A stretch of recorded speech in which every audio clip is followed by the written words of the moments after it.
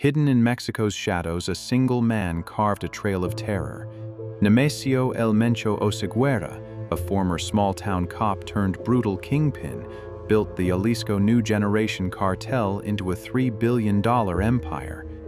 Today, Mencho is dead, slain in a high-stakes Mexican army raid, but his legacy lives on in the fires and violence he left behind. This is the true story of El Mencho and the cartel he nearly destroyed. Who was El Mencho? How did he rise from obscurity to top the list of the world's most wanted? And what happens now, with Mexico in turmoil after his fall? Stay tuned. Deep in Mexico's western highlands, in the poor village of Aguililla, Michoacán, Nemesio Oseguera Cervantes was born in 1966. A quiet boy among poppy fields, little did anyone know he would become El Mencho, the most feared drug lord on earth. By the 1990s, Mencho was running heroin into the United States. He was eventually caught, convicted in a California court, and served nearly 3 years in a U.S. prison. Deported back to Mexico, Mencho joined the local police, the very force meant to protect the public. But he soon slipped into the underworld. After a stint with the Mencho cartel, an arm of Sinaloa, he emerged on his own, forming the cartel Jalisco New Generation around 2010. Named for Jalisco State, CJNG began as a small faction, but would soon become a national powerhouse. Under Mencho's leadership, CJNG exploded in power.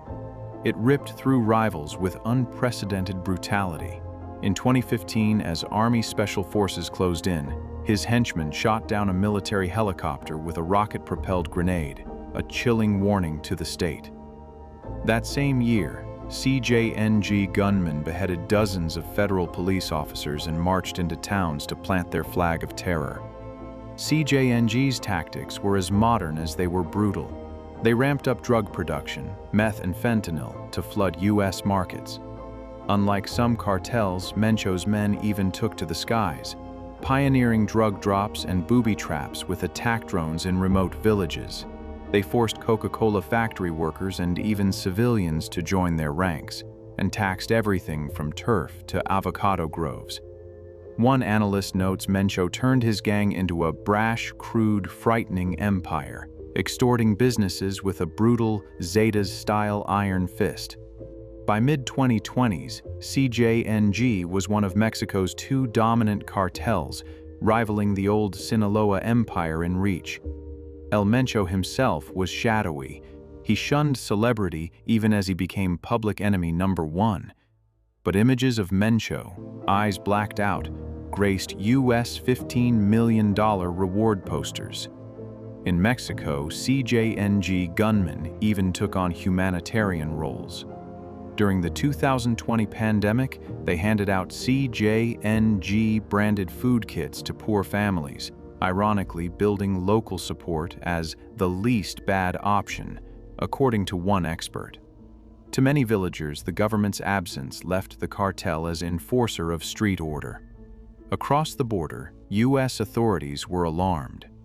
Fentanyl from CJNG labs fueled America's opioid crisis, killing tens of thousands annually. Mencho's name topped FBI and DEA lists. He was arrested or indicted multiple times in U.S. courts for importing meth, cocaine, and fentanyl. In 2022, Washington called CJNG as dangerous as any international terror group, even preparing a formal trial indictment against Mencho in federal court. By January 2025, a new U.S. administration officially labeled the Jalisco cartel as a foreign terrorist organization. The designation expanded U.S. reach. Americans aiding the cartel could now face terrorism charges, though Mexico protests it's about crime, not politics. Still, U.S. and Mexican governments ramped up pressure. The final chapter came on February 22, 2026. Early morning, elite Mexican special forces struck in a luxury mountain ranch at the Tapalpa Country Club in Jalisco. Intelligence from U.S. partners helped pinpoint Mencho's hideout. In a brief but fierce firefight, he was fatally wounded. Mexican officials flew his body to Mexico City under heavy guard. Across the nation, CJNG gunmen erupted, setting fire to buses and trucks on highways, blockading roads and clashing with troops. Tourists in Puerto Vallarta described the city in chaos as dark smoke rose.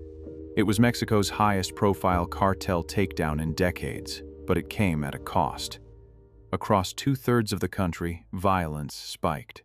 Dozens died in ensuing clashes. President Sheinbaum hailed the strike as a success, but security analysts warned of new faction fights. Skirmishes could last for years, noted a former DEA agent. In Jalisco's heart, the vacuum is being filled. Audia's El Jardinero, Silva, a Mencho protege, was captured shortly after, but the cartel endures. The CJNG still controls vast territory, and its decentralized cells may splinter into violence. Law enforcement says dozens of small groups are now vying to succeed Mencho. Meanwhile, Mexico braces for unpredictable fallout. As one expert put it, Mencho's death marks the beginning of a new war inside the cartels. Globally, the story raises uneasy questions. Can Mexico reclaim order after years of chaos? Will this actually curb the fentanyl flood? Or will a brutal new chapter unfold? Nemesio El Mencho Oseguera's story is a stark portrait of power, violence, and consequence. From a small mountain town to leading a paramilitary-like cartel, his rise and fall show how far cartels have penetrated society. For global viewers, the lesson is clear.